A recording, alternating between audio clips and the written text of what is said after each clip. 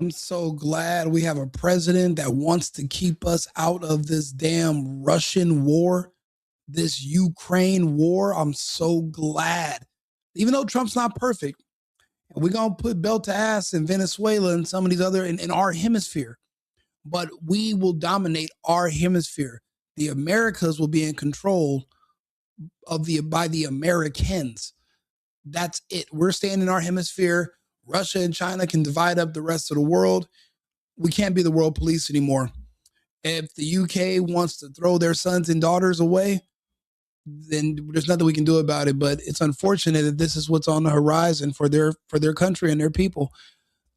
Candace Owens had a whistleblower, French Foreign Legion. He warned of a coming war in the next 90 days, and they need her to just shut up so the war can happen. I guess we know what the war is going to be. The UK and France are planning on attacking Russia in the Ukraine. Russia will hit France. They will hit London. They're supposed to. They have no choice. Europe is done. And there's 4 nations that have not been participating in this war against Russia, this illegal war against Russia. And those are the nations the United States is going to create treaties with. Hungary, Poland. There's 2 other nations that have not been taken in illegals from Northern Africa, so the globalists have not been able to infiltrate them. They've been able to keep their sovereignty. But make no mistake about it, war is coming, and we're going to live in a new world by February. Because remember, things in history, they don't rhyme, they repeat or something. And the war in the Ukraine, Russia invaded in February. Alex Jones said it was going to happen. It happened exactly when he said. They're going to do it right before the anniversary. And then that's going to be the talk of the town, and no one's going to care about what Candace has to say, or that's what they think is going to happen. But let's listen to these idiot cowards who are going to just throw away precious life for no actual reason to serve the ego of the Zionists. Take a listen. Sons and daughters, colleagues, veterans will all have a part to play, to build, to serve, and if necessary, to fight.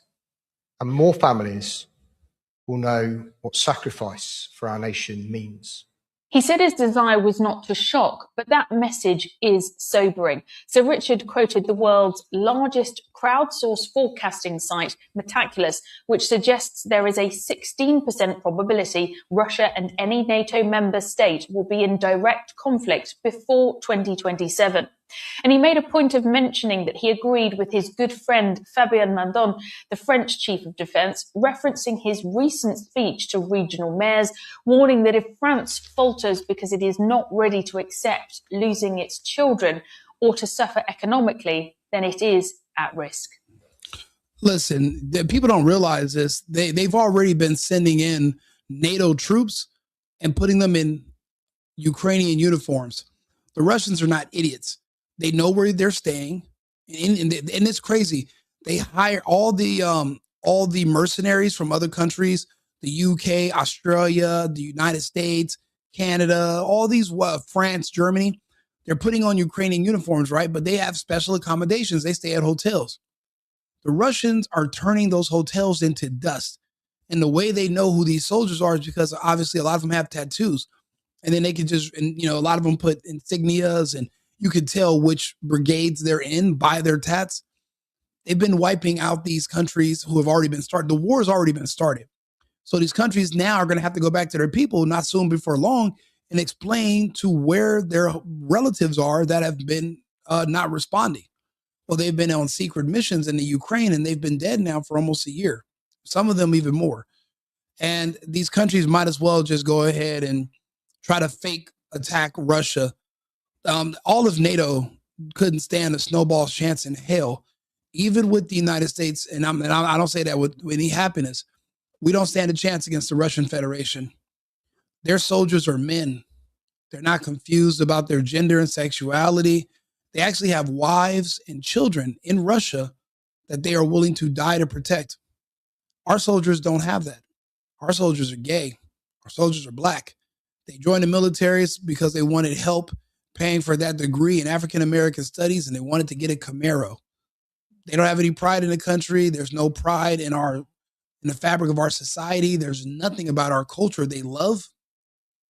Apparently, according to them, the country is oppressive and racist, but they don't want to, but not enough for them to want to escape it and move somewhere else, but just enough to complain about it. So you got to think about it. We don't even really have a military anymore. Our country's been so demoralized by the culture itself, and we humor it.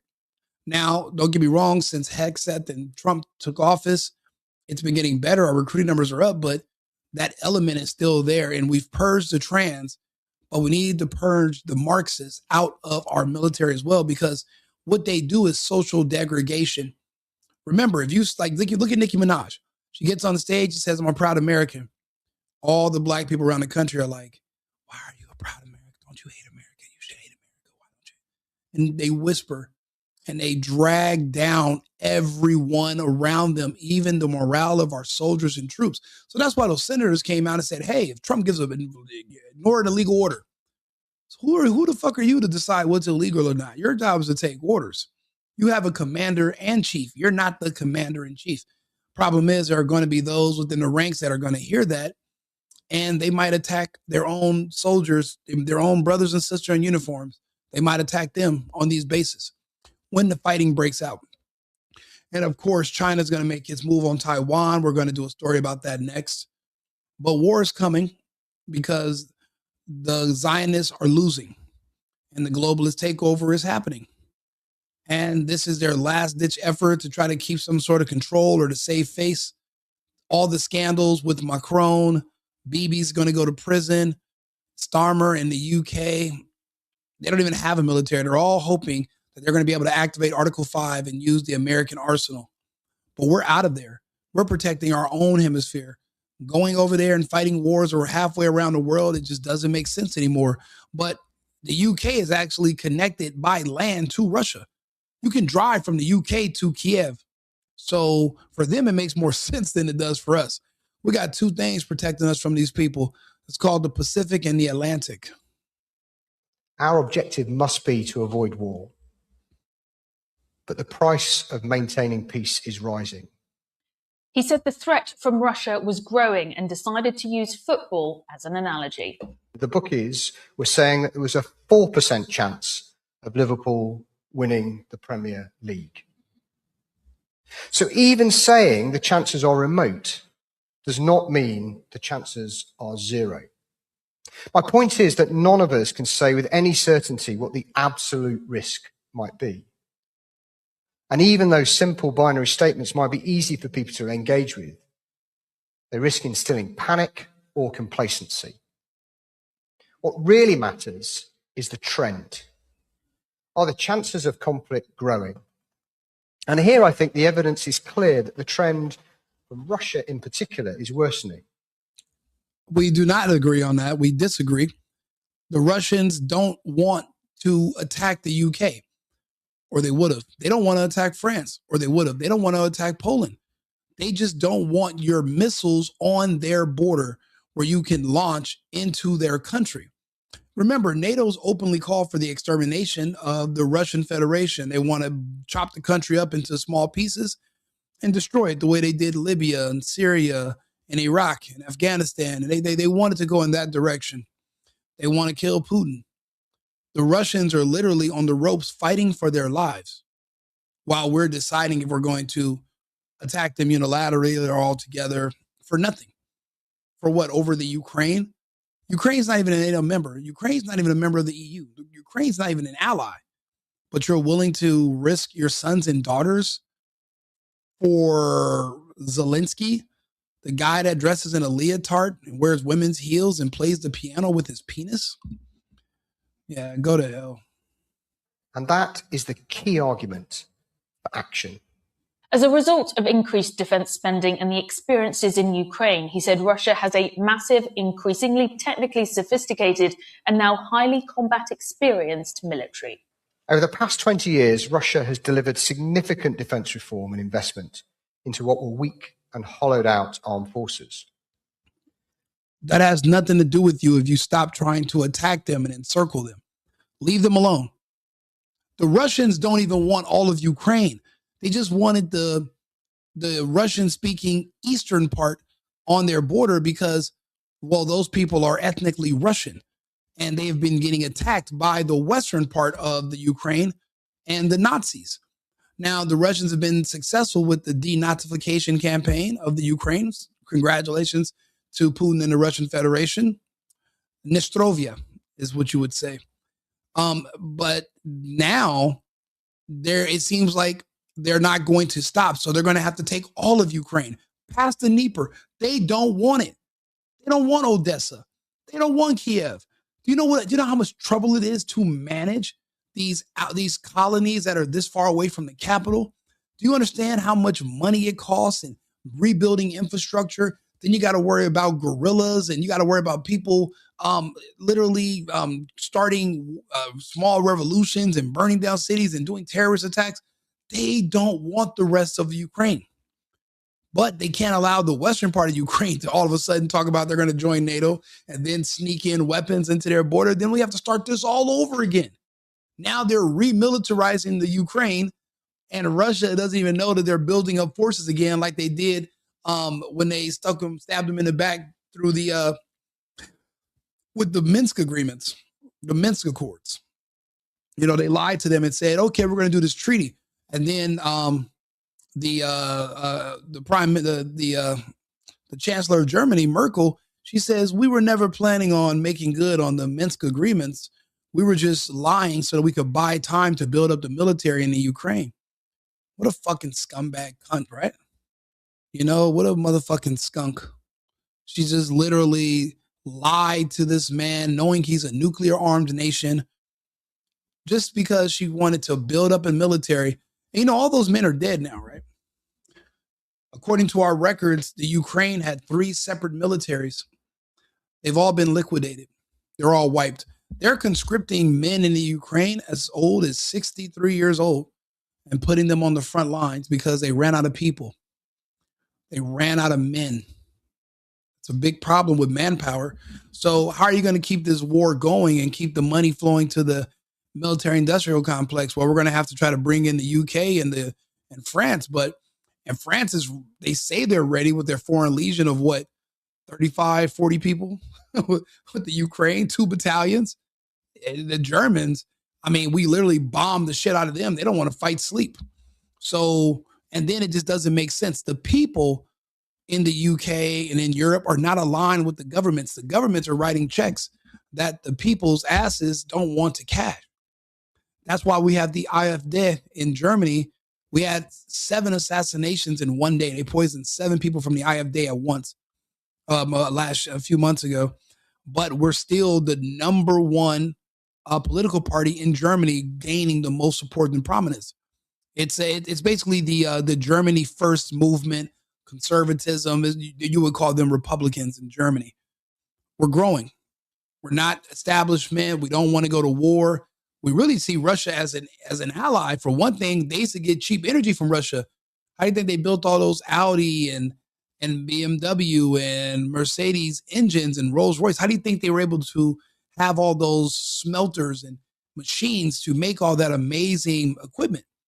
Well, now since they blew the Nord Stream, there is no more cheap energy from Russia. So they've been basically deindustrialized. So Germany's in a recession. So is France. So is the UK. It's like they're just purposely trying to destroy their societies, as if that was a part of somebody else's agenda. And you got to think about it. What's one of the biggest components of war? It's going to be depopulation, and specifically depopulation of white men. So you got to wonder why you see so many people supporting that, and who's number 1 enemy in America right now, according to the television: straight white men. So it's all connected, whether you see it or not. That's why I make these videos, right? Because even if you don't get what I'm saying now, subconsciously, you're going to think about it in your sleep. You're going to wake up tomorrow, you're going to just be this much smarter. You're welcome. The Russian armed forces are now more than 1.1 million strong, consuming more than 7% of GDP and around 40% of government spending, which is a sum that has more than doubled over the past decade.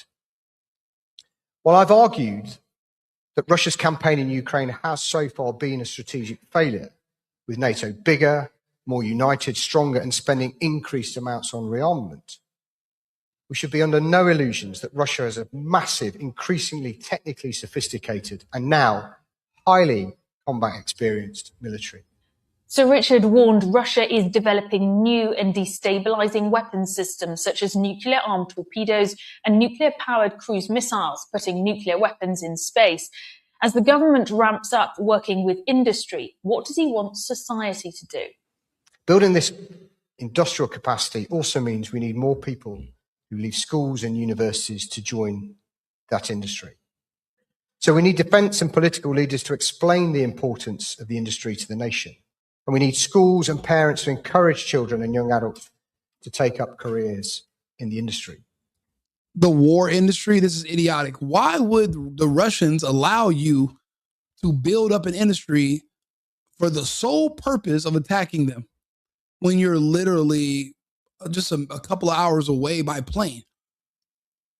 It doesn't make it, it would be a huge security risk if you're openly threatening the Russians and telling them your plans. I wouldn't allow it. And if you're not going to have the Russians to back you, I'll be honest, I think Europe is cooked. They've already been invaded, so they're done. I mean, I don't know what's left of Europe anymore anyway. The last time I was there, it looked like a floating trash can, literal trash. And it's not even a vacation location anymore. Most of us are going to South America. You can't even get us to go to Europe anymore. I moved out of Germany and I never went back. I remember the boot they put to us during the lockdown. And I became a super patriot at that time because for the first time in my life, I saw the difference between the rest of the world and us. You know, I was an idiot. I used to say that America's not special. America's just like everywhere else. Everybody has freedom of speech. Everybody, And I was wrong. We couldn't even talk on the internet and you couldn't speak to people in the grocery store. And if you did, they would come and pull you out of your home, beat you and arrest you. I've watched women on video be dragged over masks. Dragged. So because of that, I'm America first, but I'm America only. We'll protect our own hemisphere, the Russians or the Chinese, nor the Chinese are threatening us. We have to. And if the Europeans want to throw what little bit of sovereignty away to the Federation and just become more food for the meat grinder, then that's on them. And we simply need more people to develop the skills that defence industry needs, like STEM, digital and project management. And we also need to harness the power of those institutions that will make the difference in war. Just as I've seen in Ukraine, where the cleverest minds from Ukrainian universities and industry are manipulating and exploiting technology to solve specific tactical problems and overcome the numerical and economic advantage. Shut up, Britain. The Brits don't have the balls. They don't have the manpower. They don't have the firepower. They don't have anything. They're not who they were. I remember at one time they said the sun never set on the British Empire. That is not a thing anymore. They're just the kind of autistic little cousin of the Americans. But then and then the monarchy, and none of it means anything anymore. It's just all ceremonial. Tony Barden says if Russia takes the Ukraine, which they already have, they can conscript those men, then off to the rest of Europe. Ukraine is the bulwark against Russia. Not anymore. Maybe 3 years ago. Not anymore. But the Russians don't want the Ukraine and they don't want to take the rest of Europe, but they cannot allow you to build up forces and threaten them. Would America let Mexico threaten to build up a military so they can eventually come and hit Washington? No. We turned those sites into glass. The Russians have something called the Oreshnik that we don't understand. And they have other exotic weapons that we can't even imagine, which is what the Ukraine was. It was a testing ground. We wanted to see how hard the Russians could hit. They won't give us a real good example. They just been kind of playing pity pat. But one day, one night, they gave us an example in the west of Ukraine. They leveled 5 miles of factories in 14 seconds with the Oreshnik. And it looked like the rods of God. It looked like from the movies where they send these rods from space. It's what it looked like. We don't understand it. We don't know what it is. We just know that they have it and we don't. We know they have it, but we can't stop it. We don't have anything that can stop the hypersonic. We can't stop those, but we definitely can't stop the Oreshnik. So when they're talking about getting their sons and daughters, I wonder if he has kids. I wonder if his sons and daughters are going to be on the front line. As far as I can tell, probably not, but yours are cannon fodder. Let me know if you agree or if you disagree or if you've been following the war. I want to hear your thoughts. Like and subscribe, share the video. Remember, always, America first and America only. I've been needing to find a new apartment, which has not been easy with credit as bad as mine. Luckily, I found cosigning.com. They connected me with a cosigner who helped me get my dream apartment for me and my dog. I just paid a small fee and was able to move in fast. Get the cosigner you need for the apartment you want. Check out cosigning.com today.